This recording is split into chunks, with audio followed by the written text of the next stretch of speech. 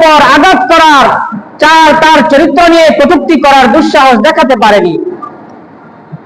সকলেই নবীজি সাল্লাল্লাহু আলাইহি ওয়াসাল্লামকে ভালোবেসেছেন, সকলেই নবীজি সাল্লাল্লাহু আলাইহি ওয়াসাল্লামকে আদর করেছেন, সকলেই নবীজি সাল্লাল্লাহু আলাইহি ওয়াসাল্লামকে সম্মান মর্যাদা দিয়েছেন।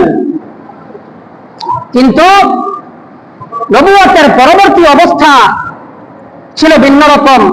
এ সম্পর্কে ইনশাআল্লাহ আগামী সপ্তাহে আলোচনা করব।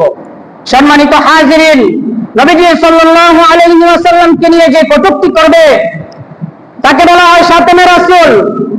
এই নবীজি সাল্লাল্লাহু আলাইহি ওয়াসাল্লামকে নিয়ে কটূক্তিকারীর শাস্তি হলো মৃত্যুদণ্ড। কথা বলেন কি? মৃত্যুদণ্ড। সে যেই হোক না কেন তার শাস্তি হলো মৃত্যুদণ্ড। নবীজি সাল্লাল্লাহু আলাইহি ওয়াসাল্লামের সময়ও এরকম অনেকে নবীজি সাল্লাল্লাহু আলাইহি ওয়াসাল্লাম